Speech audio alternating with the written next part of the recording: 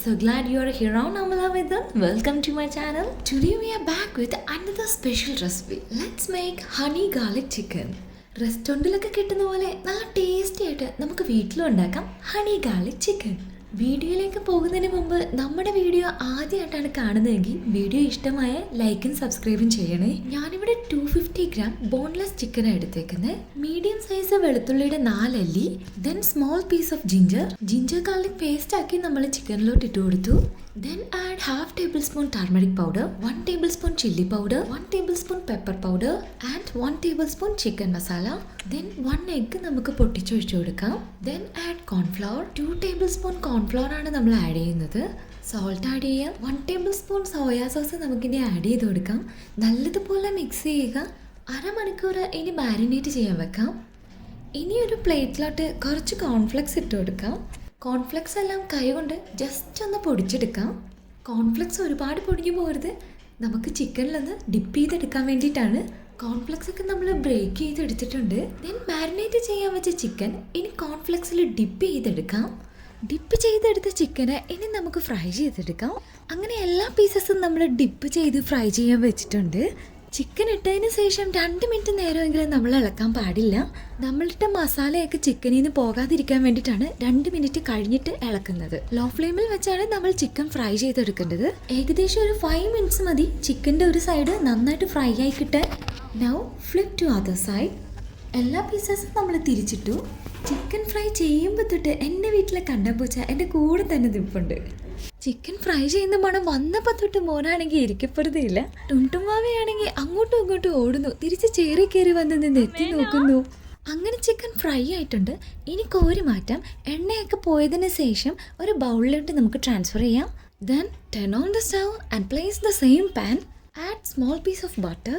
ഇനി ബട്ടർ ഒന്ന് ഇളക്കി കൊടുക്കാം. ബട്ടർ നല്ലതുപോലെ മെൽറ്റ് ആയിട്ടുണ്ട്. 4 അല്ലി വെളുത്തുള്ളി നമുക്ക് ചോപ്പ് ചെയ്തെടുക്കാം. ചോപ്പ് ചെയ്ത് ഗാർലിക്കിന് ഇട്ട് കൊടുക്കാം. And mix well, stir until the raw smell fades away. ഗാർലിക്കിൻ്റെ പച്ചമണമൊക്കെ നല്ലതുപോലെ മാറിയിട്ടുണ്ട്. Then add 1 teaspoon soya sauce, 1 teaspoon tomato സോസും കൂടി നമുക്കിനി ചേർത്ത് കൊടുക്കാം. ഇനി നമ്മുടെ മെയിൻ ഇൻഗ്രീഡിയൻ്റ് ആയ ഹണി ആഡ് ചെയ്യാം. 1 tablespoon ഹണിയാണ് ചേർത്ത് കൊടുത്തിരിക്കുന്നത്. ഇനി എല്ലാം കൂടി ഒന്ന് മിക്സ് ചെയ്തെടുക്കാം. ഹണി മിക്സ് തയ്യാറാക്കുമ്പോഴും ലോ ഫ്ലെയിമിൽ വെച്ചാണ് ചെയ്തേക്കുന്നത്. ഇനി നമ്മൾ ഫ്രൈ ചെയ്ത് മാറ്റി വെച്ചാൽ നമ്മുടെ ക്രിസ്പി ആയ ചിക്കൻ ഇനി ഇട്ട് കൊടുക്കാം.